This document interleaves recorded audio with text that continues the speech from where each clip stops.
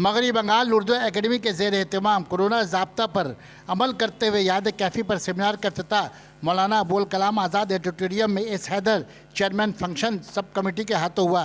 Seminar की सदारत जनाब नदीमुल हक वाइस चेयरमैन उर्दू एकेडमी कर रहे थे। कुलदी खुतबा जनाब कलीम हाजिक ने पेश की। निज़ामत के फ़राइज़ अदा कर रहे थे doctor Dabir Ahmad, chairman award subcommittee. सदर सेमिनार नदीमुल हक ने कैफ़ी पर किए गए तकरीब पर रोशनी डाली। उन्होंने कहा कि एकेडमी 7 साला कैफ़ी जश्न धूमधाम से मनाने जा रही थी, पर कोरोना के सबब उसे महदूद कर दिया गया। जैसे ही कोरोना का सूरत हाल बदलेगी, जश्न 7 साला कैफ़ी आज भी धूमधाम से मनाई जाएगी। कलीम हाजिक ने अपनी कुलदी खुतबा में कहा कि कैफ़ी आज़मी जंग आज़ादी और तरक्की जदीद तहरीक पर तरक्याती शायरी की गज़ल ख़ानी से नज़म ख़ानी की तरफ माइल हुए। सेमिनार के सुरका में डॉक्टर नुसरत जहाँ, डॉक्टर दरख्शां ज़री, जनाब मंजर हुसैन, जनाब डॉक्टर अकील अहमद अकील, जनाब निसार अहमद और मोहतरमा रज़िया सुल्ताना रहीं। सना मेडिकल हॉल,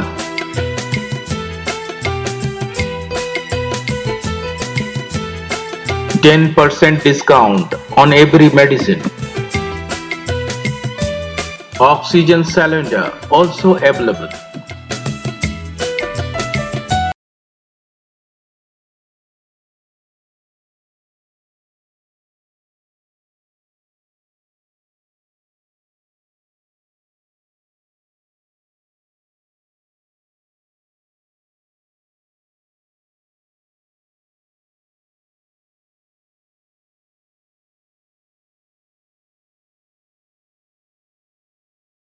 की जबान और माहौल की जबान में कोई बोध नहीं था, कोई दूरी नहीं।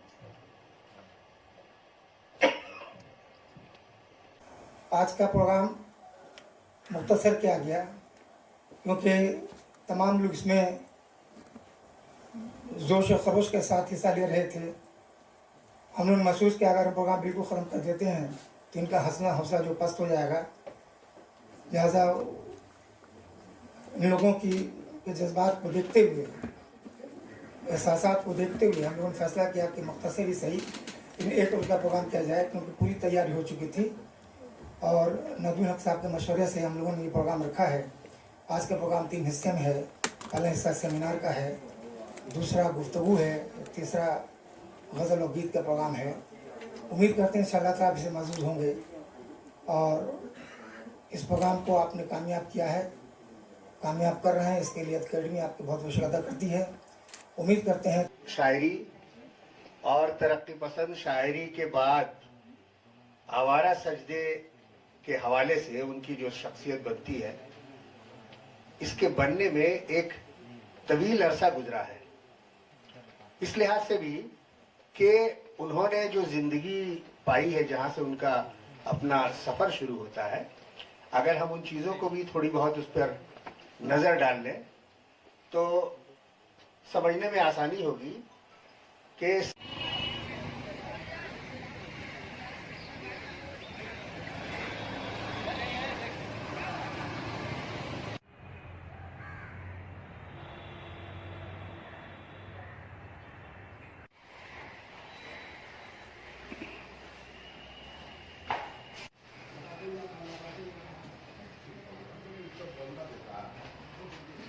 मैडम से राब्ता कायम किया बॉम्बे में और उन्होंने भी बहुत दिलचस्पी दिखाई, राब्ते में रही। यहाँ तक कि काफ़ी 2-3 बार उन्होंने फ़ोन भी किया और कहा कि ज़रूर हम लोग इसमें कलकत्ते में आकर करके ये प्रोग्राम हम लोग करना चाहते हैं।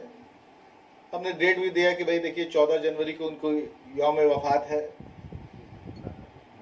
हाँ विलादत, सॉरी माफ़ कीजिएगा, यौम विलादत है, 10 मई को यौम वफ़ात है मेरे ख्याल से।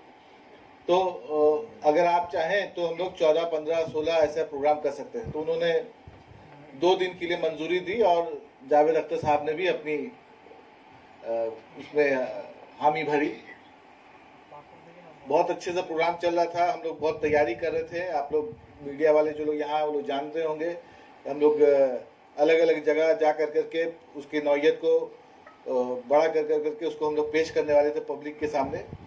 लेकिन फिर वहाँ से उनका एक ईमेल आता है कि भाई अभी कलकत्ते में ख़ास करके जो महामारी फैल गई है और कोविड हर तरफ है, इसके लिए हम लोग माजरत खा हैं और हम लोग सीनियर सिटीजन हैं, लिहाजा हम लोग ये हवाई सफ़र का रिस्क नहीं ले सकेंगे। इसके लिए बाद में हम लोग शान शान कैफ़ी के एक बड़ा प्रोग्राम करेंगे। और खैर इसमें हम लोगों ने आपस में सलाह मशवरा किया और ये तय पाया कि जो भी होता है अल्लाह की उसमें मसलहत होती है।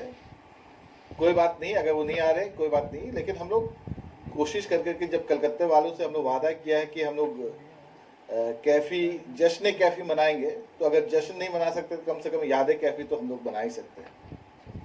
लिहाजा आप लोग उसी कड़ी के सिलसिले में आज हम लोग यहाँ हाजिर हैं।